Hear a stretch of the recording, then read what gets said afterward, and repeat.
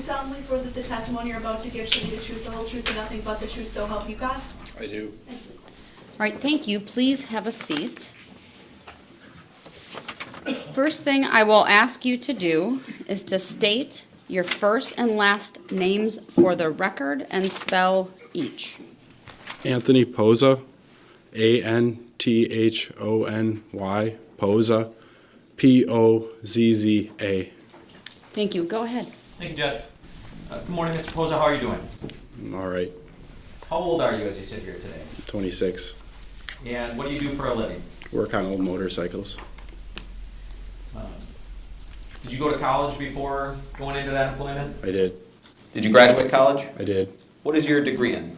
Supply chain management and marketing. What years were you in college for? 2016 to 2020. And where did you go to college? University of Wisconsin, Milwaukee at Waukesha and Milwaukee. Okay, so you started at Waukesha, finished at Milwaukee. Correct. What years were you at the Waukesha campus? 2016 to 2017. Do you know Lynn Hernan? Absolutely. How did you know Lynn Hernan? We've known her since birth. She was like a aunt, family friend, close. Saw her on every holiday and birthdays and stuff like that. So on those birthdays and holidays, would you all get together, or was it phone calls, or just sending cards in the mail? We'd always get together on my birthday. My mom would have parties and stuff, and she would always show up. It would always depend on Aunt Lenny. Did that tail off as you got older? As I got older into high school, it was a lot more phone calls. But as I got into college, I'd go and see her at her residence in Milwaukee. Okay. How often would you say you went and visited her? Once or twice a month. And was that while you were at the Waukesha campus? Correct. So that was 2016 and 2017? Yes. And how was it you would go visit her? I would just drive over there for lunch because I had a long lunch break, and she'd usually offer me food or whatever was in the fridge, and it was just a cool place to hang out, I guess, away from campus and, but still close enough to where I could get back to class pretty quick. Okay. So it was kind of between classes over the lunch. Yeah. When you went there, you said she would kind of make you food or let you go into the fridge and things like that? Absolutely. Would you guys sit and talk? Yes. What kind of things would you talk about? Usually old movies and stuff. We both really liked, like Wizard of Oz and Godfather and Scarface and all of like the 80s and actually is back as far as the 50s. We'd watch all sorts of crazy movies together. Okay. Did you know Lynn's hobbies outside of old movies?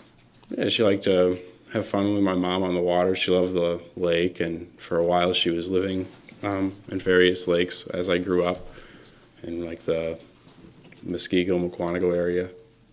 Okay. Was she crafty at all? Oh yeah, she could reupholster anything. She made by. Okay. Was she a big home repair person? Yes and no. Did you ever see her with power tools out and say, Lynn, what are you doing with that drill or that saw today? No. Okay. What about guns? Did you ever know Lynn to have an interest in firearms? No. Not at all? No. What about those movies you talked about, though, like Godfather and Scarface? It's just a movie, it's just stuff we're watching, but she loved those movies, absolutely. Okay. So she was never talking about No. trying to get guns or anything like that? No. Did you ever see any guns at Lynn's house? No. Let's talk about Lynn and technology for a second.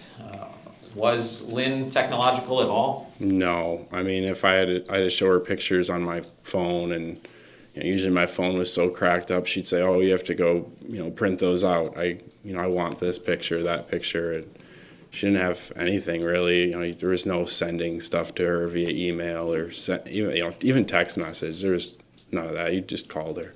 Okay. Did Lynn have a computer? No. Did she have a phone that could access the internet? No. Not that I'm aware of.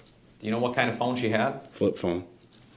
When you would visit her at lunch, was she just kind of sending text messages all the time, staring down at her phone? Never.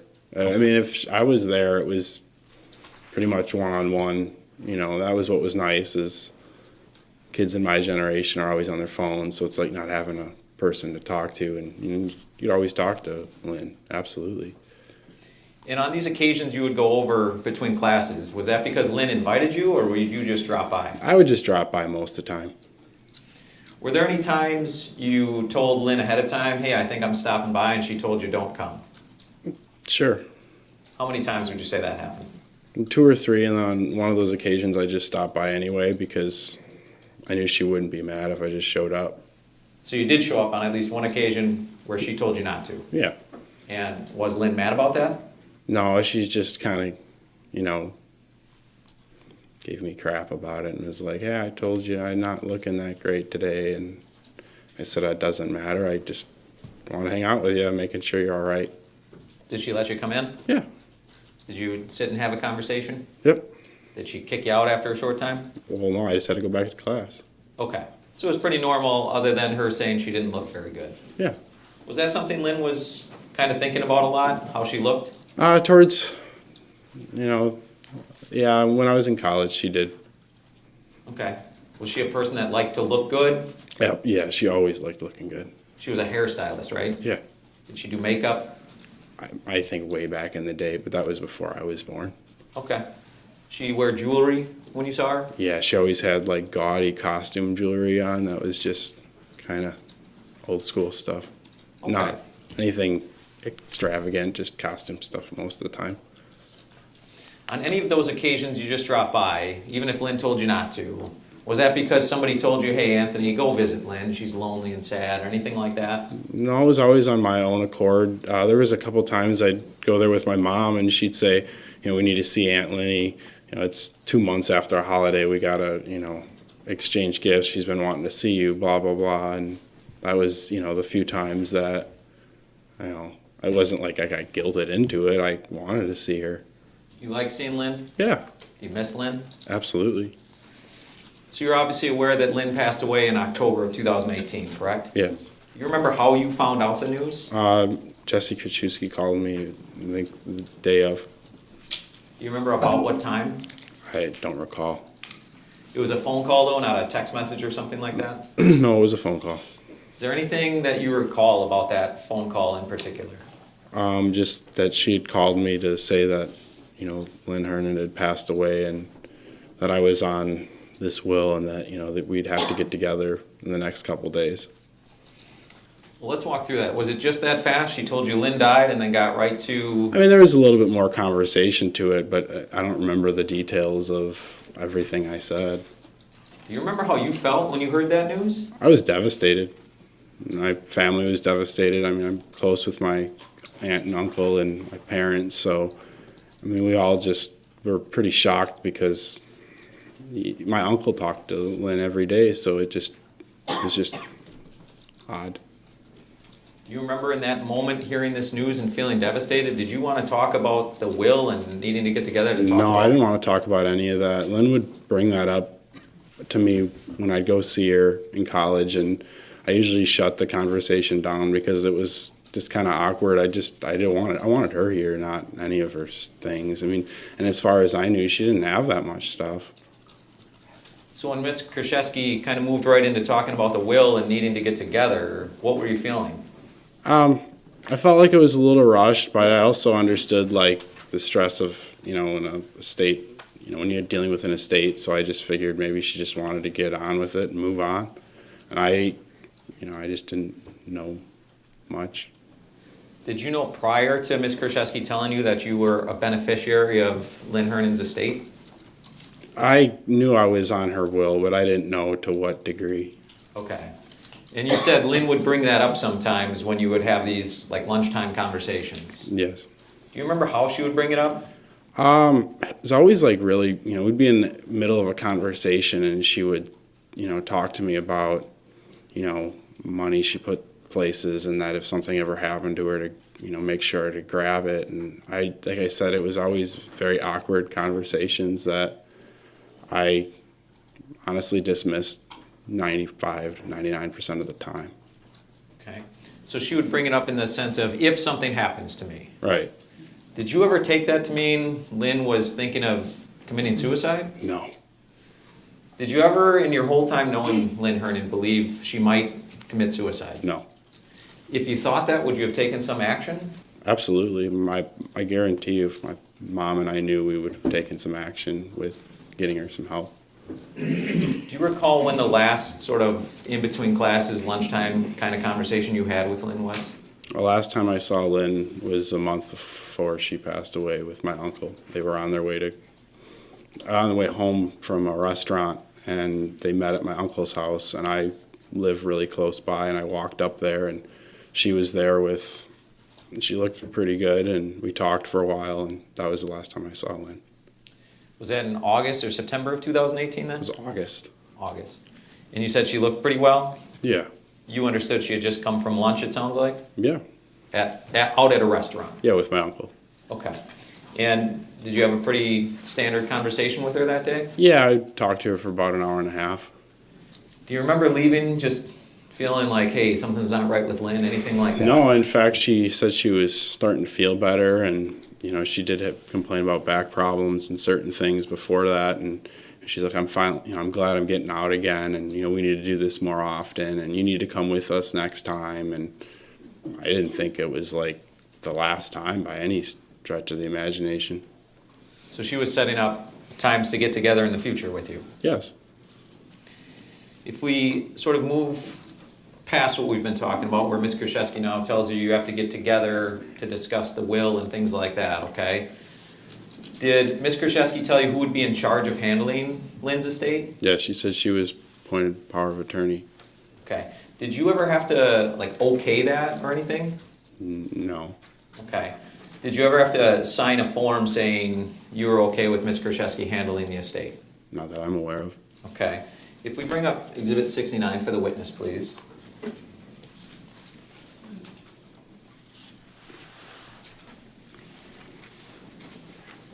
Is that on your screen, sir? Yes. Okay. Do you recognize what Exhibit 69 is? Yes. Okay, and what is it? It looks like, oh, my bad. It just looks like it's I consent to the admission of the will dated November 26, 2016. It looks like I signed off on it, and I consent to the appointment of Jessy Kurczewski as personal representative. Okay. So and that's your signature on Exhibit 69? Yes. All right, Your Honor, I will move Exhibit 69 into evidence. Objection. All right, Exhibit 69 is received. Okay, so a couple things with that document, Mr. Pozza. You sort of said, I'm okay with Ms. Kurczewski running the estate. I believe I had to sign this, or it was just gonna sit open. Well, let's come back to that for a second. But you would acknowledge that's what you were signing off on. Yes. And that the will that was put forth, you said that looks good. Yeah. Okay. Now, you said you felt like you had to sign that form? Yes. Why is that? I was, Jessy gave me all these forms to sign, and I'd read over the will, and I read over everything that she gave me, and she says I was appointed, and it looked like in the will that she was appointed. It was notarized, and I just felt like, okay, well, this is Lynn, and I signed it. Okay. And your signature was dated October 11th of 2018? Yeah. And would that mean that there was a will at least given to you to review prior to that date? Yes. Okay. Now, from there, did you really pay attention to what was happening to the estate very closely? No, I would just check up with Jessy every once in a while via text and ask her if she needed any help. Okay. And I should go back. Prior to Ms. Kurczewski calling you to tell you that Lynn had died, had you ever talked to Ms. Kurczewski before that? Never. Did you know who she was? Lynn would bring her up on occasion, but it was rare. Okay. Had you ever met her in person? No. All right. So at what point did you and Ms. Kurczewski either start talking on the phone or getting together in person to talk about the estate? Like the day after Lynn passed away. Okay. October 4th? Yeah. Was there ever a time where Ms. Kurczewski invited you to come to Lynn's condo to sort of go through personal belongings? Yes. Tell the jury about that. She asked us, and my mom and my uncle came with us to go into the condo, and I was a little distressed. I wasn't really thinking about stuff as much as I was just kind of thinking about what had happened. And of course I walked through it because it was more of memory of our friend. And I took some of her parents' things from like World War II, some dog tags and, a little box of just mementos from her family because I was close with her dad when I was a little kid, and he would tell me stories about World War II. So that stuff was important to me. I had a little box, and they said, "Hey, could I grab this stuff?" And Jessy said that was fine. Okay, she let you have some of Lynn's property, or actually it sounds like Lynn's parents' property. Yeah. Okay. Was there ever a time where you said, "Hey, could I have that?" And Jessy said, "No, absolutely, you can't have that."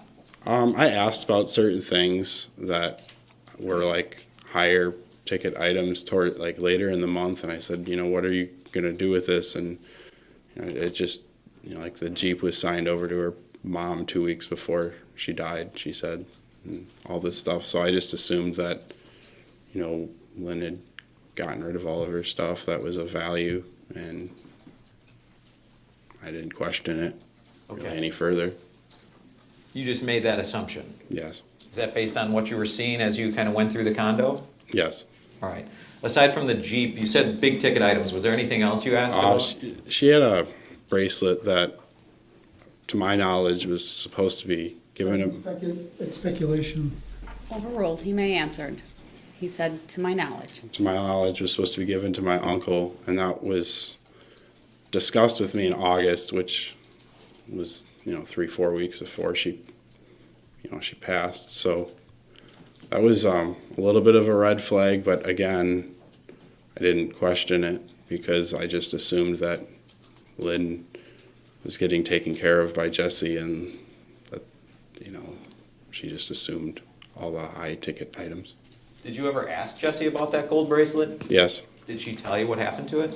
She told me that it would make more sense to sell it and split it than give it to my uncle. Okay. And do you recall what day this was or how close in time to Lynn's death? I don't recall. Okay. Do you think it was still October of 2018 or beyond? I think it was October, maybe early November. Okay. Now, did there come a time, well, let me ask you this. Did Lynn ever tell you that you were a person who was granted access to her bank lockbox? She wanted to give me access when I was a minor, and my mom didn't want me to have access to it just because she was worried about any, repercussions of that, just because I was was under 18. And honestly, she showed me where the lockbox key was, and I never really paid much attention to it after that. Okay. Did there come a time where you had to sign some form with the bank that Lynn asked you to? I don't know if I ever did sign that form, but if I did, I was probably fairly young. Okay. But your mom, it sounds like, didn't want you to have a key of your own to that No, lockbox. she didn't. So if I'm understanding, Lynn told you where her lockbox key was kept? Yes. Where was that? It was in this, little cabinet. It was behind, a DVD box set, hanging up on this little hook. Okay. So like a DVD cabinet, you said? Yeah, it was like a cabinet. She had all this trinkety stuff, and Okay. And was the key sort of hidden behind DVDs, or was it just kind of? yeah, it was kind of hidden. I mean, you'd have to look for it. Okay.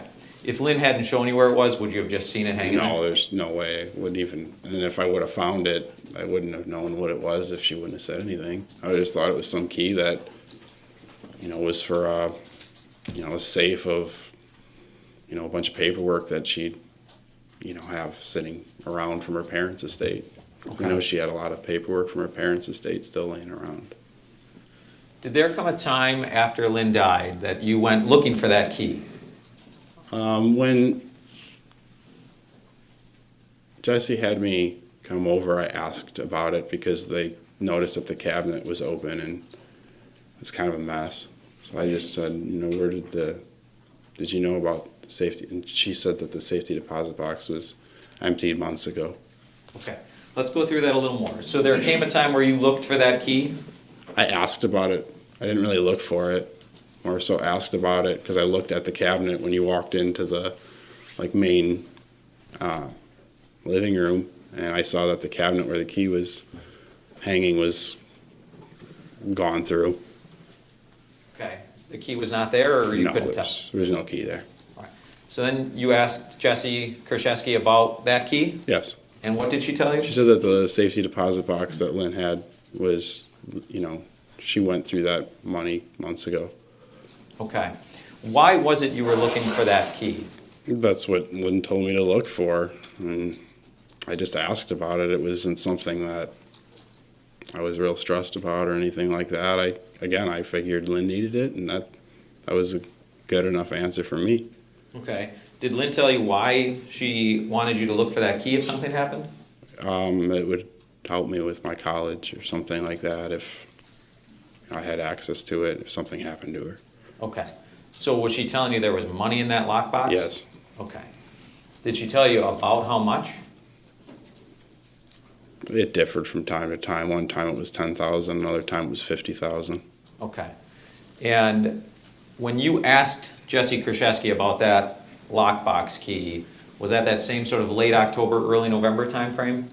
No, that was probably fairly early. It was probably I think we came to Lynn's house that weekend, or maybe a couple days after she called me to let me know Lynn had passed.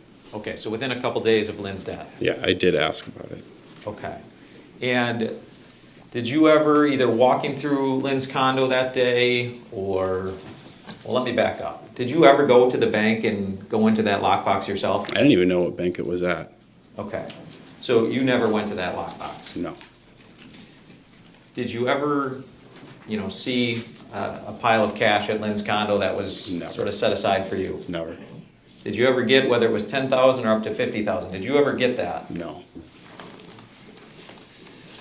So let's kind of jump ahead again to, you're sort of keeping in touch with Ms. Kurczewski about how the estate is going, correct? Yes. Do you recall what kind of updates you were getting? I was just asking how, she said she was having a rummage sale. I know my mom offered to help, and when my mom offered to help, that was also insinuating I was going to help too. So I know that they had talked about, together if my mom could assist her in any way. She said she had it handled and that she was happy to take care of it. So I would just check in from time to time to see, how things were coming. And she said, oh, it's going fine. And then I'd check in around about the sale of the condo every once in a while. But that was like the year after. It was in 2019, I think I started asking about the condo just because I was curious to know what was going on. Okay, so we're into 2019 with sort of these general updates. Right. All right. Any red flags or anything like that in these updates? Early on, no, because I figured it was a lot of work. I mean, my parents had to go through my grandparents' estate, and I watched how long that took. So I just, early on, I was like, yeah, this is going to take some time. And honestly, if Jessy needs the time, give it to her. And then came to be like March of 2019, and that's when I started getting, I started thinking about like what had happened, and the estate, I think, was finally starting to close up, and I was starting to get things from what I believed was Lynn's attorney with, final account bills and stuff, and that's when I Okay, got a lot stop you there for a second, because I'm going to show you Exhibit 76 when we talk about final account bills, as you said.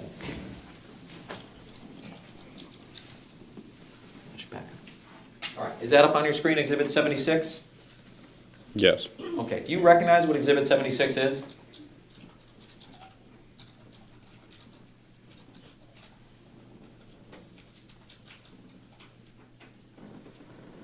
Think so? Okay.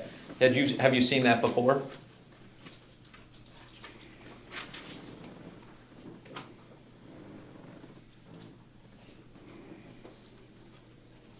I don't remember. Okay. Well, let's bring that down for a second. What do you remember about sort of final accounts to Lynn's estate? You said in March of 2019 you started to get... I just remember getting a final account with just a bunch of credit card bills and condo improvement like receipts, and it was just not like Lynn because I knew Lynn didn't have a credit card, and it was just weird how she had all these debts that just didn't make any sense to me. Okay. So sort of in March of 2019, now you're having some sort of red flags go up. Right. And when you say Lynn didn't have a credit card, how did you know that? She told me. I mean, she said I don't have any credit cards. I would go out to lunch. She'd pay with cash every time. I mean, I think we went to a thrift store and she paid with a check. And I remember literally looking at her, going, "Who pays with checks?" Okay. Did you know for a fact that Lynn had no credit cards, or was it just that she didn't use them, or you didn't see her use them? She had a Kohl's charge card and maybe a couple store cards that I knew of, but she would literally go into Kohl's and pay her charge card off by cash, which Okay. And while we're kind of on that subject, going back a little bit, when you talked about birthdays and Christmases and things like that, would Lynn get you gifts? yes. What kind of gifts would you get from Lynn? Early on, it was always really cool toys like Legos and Hot Wheels, and she always made me feel like, I was her family. And as I got older, the gifts turned into, GameStop gift cards. And I remember on a particular Christmas, she gave me a $100 GameStop card, and I just remember going, wow, I didn't expect that at all. But that was probably like the biggest monetary gift I got from her. But it wasn't about that. I, looked forward to her food and all of her other spoils, honestly. Okay. So at least money-wise, you can remember $100 gift card being sort of the most extravagant. Yeah, and there might have been another $100 like gas card as I got, like my license. But, she was really happy when I got my license because I could go and visit her finally. Okay. When you were going to college, did Lynn say, "Hey, I'll pay for your whole college"? No, she never said that. There were times where she would offer me $50, $100 for gas for college, but I never took any of that from her just because it was uncomfortable. I mean, I was working at the time at a machine shop, and I had an income. I didn't want to take any of her money. Okay. Did she ever, without even asking you, just say, "Here's a check for $10,000, put it towards your tuition"? Never. So $100 at various times is the most you can remember her giving you? Yes. Yes.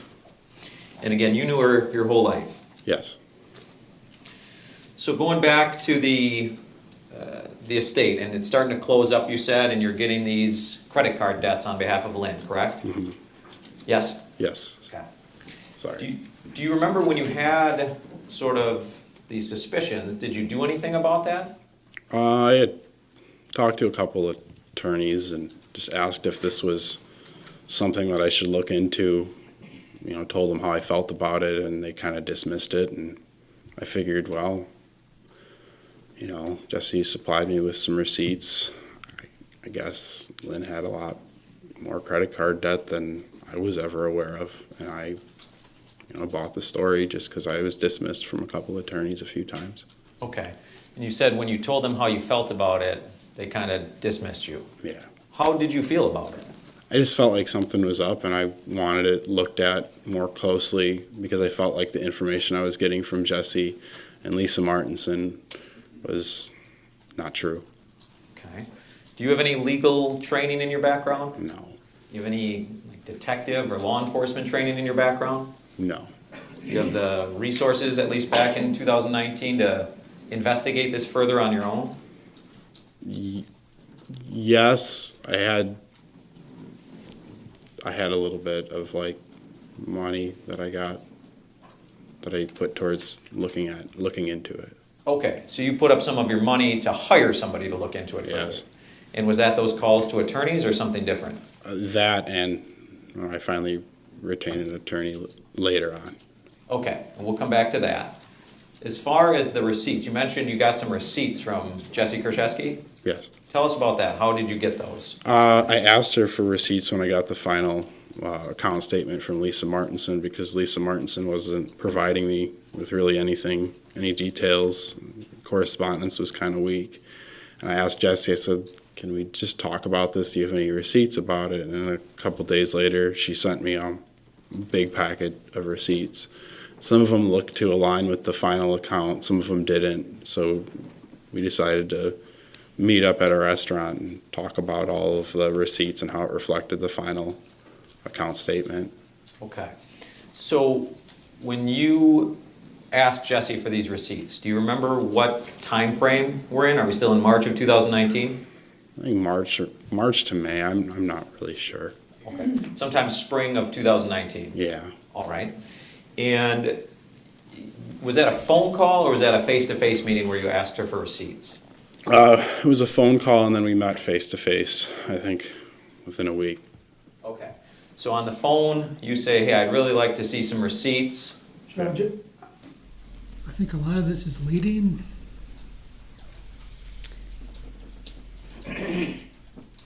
Didn't have a question just yet, but I'll take that under advisement. Attorney Sitzberger, he's your witness. Avoid the leading. Understood.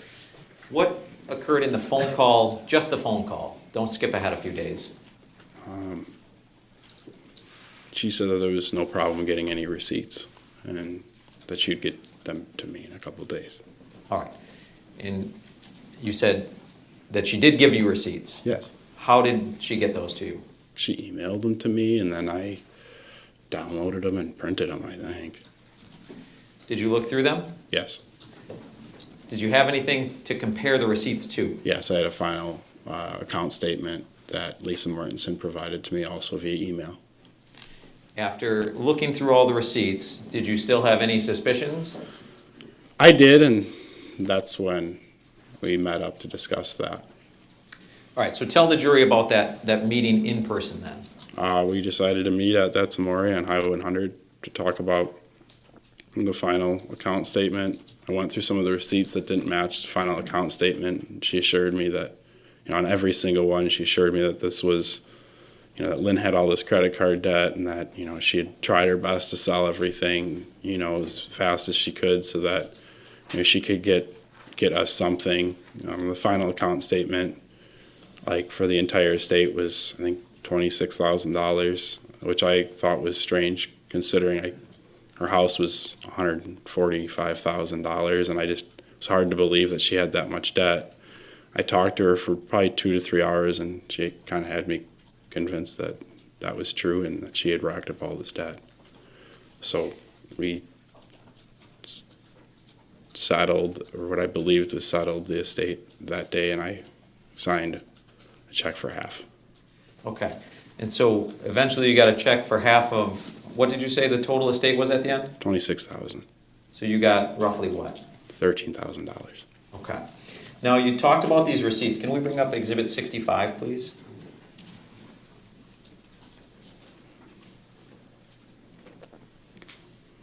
Is that up on your screen, sir? Not yet. Oh, thank you, Judge. Now it is.